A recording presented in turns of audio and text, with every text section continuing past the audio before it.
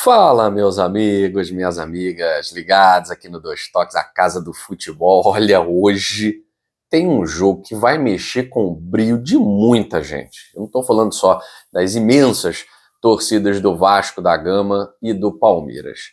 Eu estou falando com a torcida do Flamengo, com o BAP, com a família do BAP.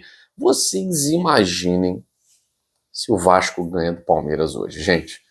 Já pararam para pensar no tanto de discurso que vai ter de foi armado, a Leila veste a camisa do Vasco por baixo do uniforme do Palmeiras, a família Lamáquia comprou o jogo. Olha, eu já estou aqui enxergando as redes sociais cheias das desculpas, das justificativas, tudo para, claro, né? Além de tentar diminuir uma vitória possível, por que não, do Vasco, tentar, de certa forma, macular. Sempre acontece isso, né? Macular o Campeonato Brasileiro quando o seu time não está à frente. Mas a grande verdade é que nós estamos falando hoje de um confronto que mexe com a parte de baixo da tabela, mexe com a parte de cima da tabela, mas entre o líder do campeonato e o penúltimo colocado do Campeonato Brasileiro. Só no Brasileirão que nós temos essa possibilidade de um time que é penúltimo colocado ter chances reais de tirar ponto do líder do campeonato, mesmo que o líder esteja jogando em casa, né? Não é só pelo rolo Lamáquia, nada disso, né? É porque o Vasco precisa. O Vasco precisa. O Vasco não pode ficar adiando as vitórias. O Vasco não pode adiar mais. O Remo ontem quase aprontou para cima do Fluminense. O Internacional não venceu, bom para o Vasco, todavia somou mais um pontinho, daqui a pouco a gente vai falar do drama colorado, e o Vasco perdeu em casa para o Santos. Então o Vasco precisa compensar essas derrotas que vem tendo dentro de casa, fora de casa. O Vasco não pode escolher lugar para vencer. E hoje, independentemente do que falarem, o Vasco precisa vencer o Palmeiras. Nem que pontue, o Vasco precisa pontuar, nem que seja um pontinho. Eu acho que não pode dar esse mole. E o Palmeiras ontem comemorou, né? Porque o Flamengo estava vencendo por 1-0, igualando a pontuação do Palmeiras, com um jogo a menos. Agora o Flamengo, depois da derrota, né? O Cruzeiro virou no finalzinho do jogo, Matheus Pereira fez o gol da vitória. O Palmeiras pode botar mais uma vez 6 pontos para cima do Flamengo, aquela gordurinha, né? O Palmeiras estava sempre contando com essa gordurinha.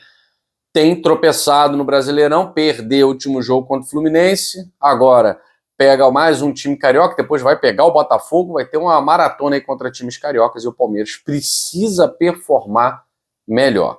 Mesmo com a classificação diante do Cerro Porteño na Libertadores da América, a performance do Palmeiras não agrada. A performance do Palmeiras não é satisfatória. Tanto que em questão de pontos, por exemplo, o Palmeiras tem perdido muito mais pontos nos últimos jogos do que Flamengo e Cruzeiro. Se for comparar aí o rendimento de Cruzeiro e Flamengo, o Cruzeiro está muito bem. O Cruzeiro é o 5º colocado, mas desde que o Arthur Jorge chegou, o Cruzeiro seria líder se o Arthur Jorge estivesse desde o início do Brasileirão. E o Flamengo também tem feito uma campanha muito boa. A primeira derrota do Flamengo no pós-Copa é essa para o Cruzeiro, a primeira derrota, né?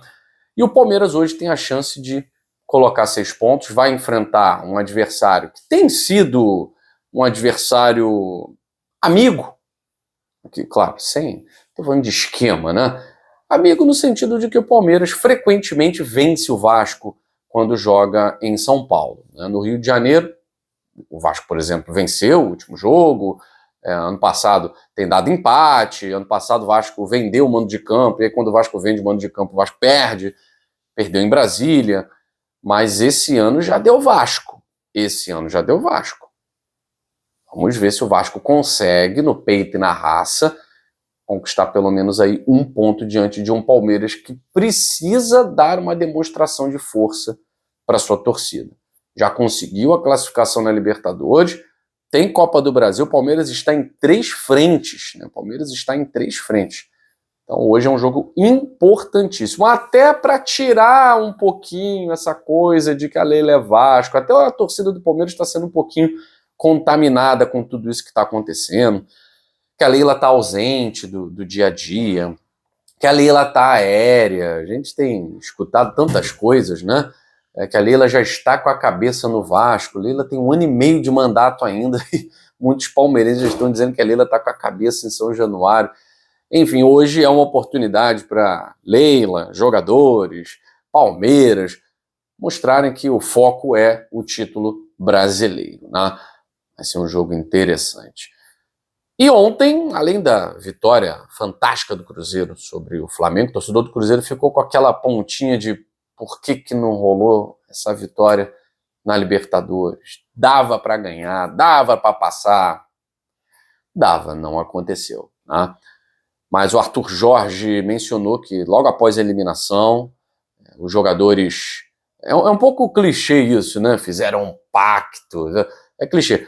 Mas o Arthur Jorge mencionou que os jogadores se reuniram com a comissão técnica para discutir os objetivos do Cruzeiro, que aquela eliminação não poderia ser o fim da temporada, que querendo ou não, ser eliminado pelo atual campeão da Libertadores não é nenhum demérito. O Cruzeiro lutou, o Cruzeiro batalhou, esbarrou nas suas limitações, ficou fora, eliminado.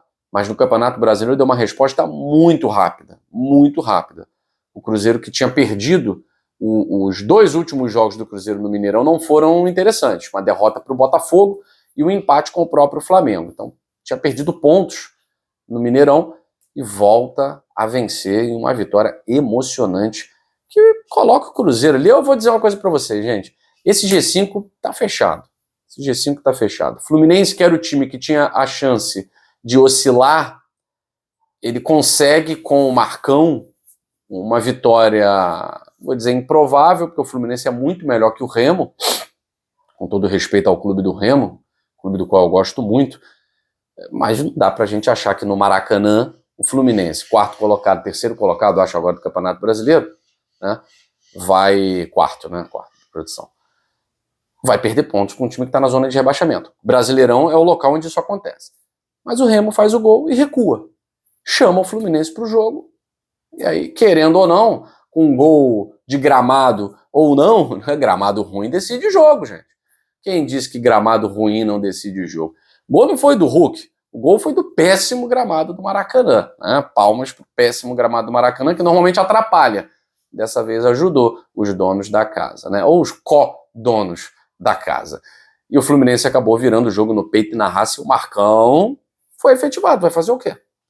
Que treinador que você vai colocar no lugar do Marcão para manter o trabalho, não vou dizer na qualidade não, mas na motivação que o trabalho está nesse momento? 2 vitórias, Remo e Palmeiras, e uma classificação improvável contra o Rivadavia nos pênaltis.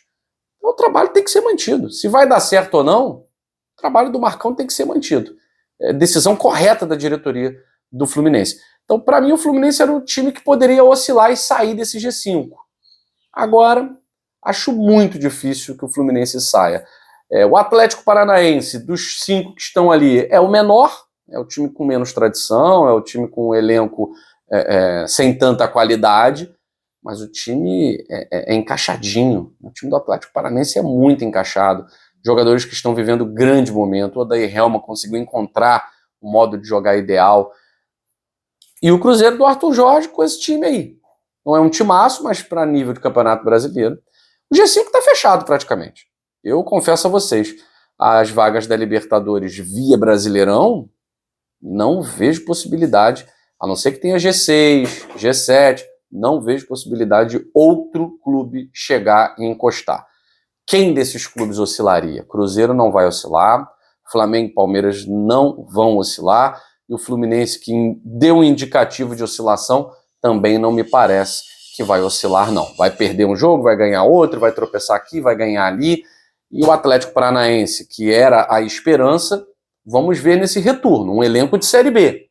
É um elenco de Série B. Um elenco que voltou da Série B, manteve o elenco, trouxe pouquíssimos jogadores ali para completar o time. E nada demais. Jogadores do Juventude rebaixado, jogadores da Chape, reforços assim muito pontuais e não são de extrema qualidade. Só que o time encaixou. Se fosse hoje dizer qual time tem chance de sair do G5, a pontuação não indica. Mas seria o Atlético Paranaense pelo elenco que não é tão forte quanto os outros. Mas quem é que pode tirar?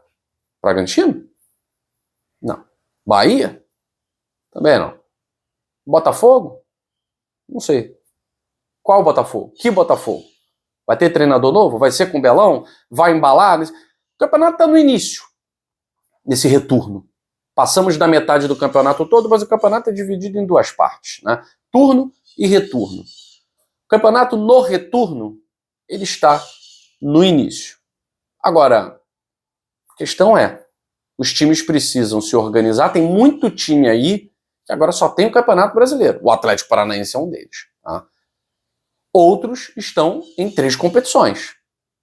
Palmeiras, por exemplo, é um deles. Fluminense, que saiu da Copa do Brasil, está em 2, como o Flamengo. O Cruzeiro também está em 2, Copa do Brasil e Brasileirão. Então, para quem está lá atrás, é a esperança, porque para mim, G5, 90% fechado. Vamos ver como o Atlético Paranaense vai reagir nos próximos jogos fora de casa, mas é um time que tem vencido muitos jogos fora de casa. Venceu São Paulo, venceu o Santos, vai jogar contra o Botafogo agora, meio mambembe Botafogo. Vamos ver como vai ser.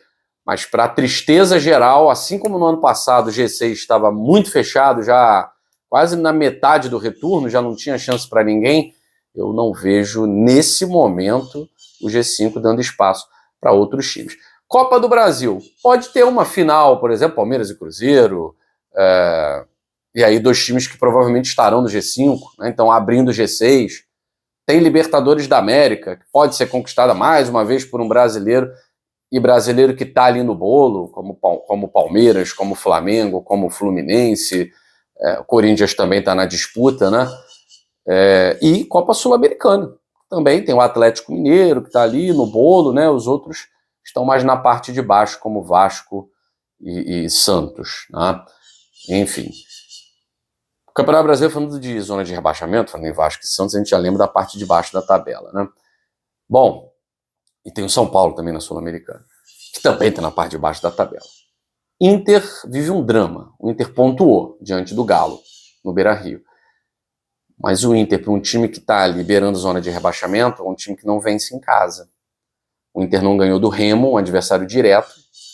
O Inter não venceu o Galo. Não vou dizer que é um adversário direto, mas o Inter precisava vencer o Atlético Mineiro. O Inter teve a semana inteira para treinar, para se ajustar.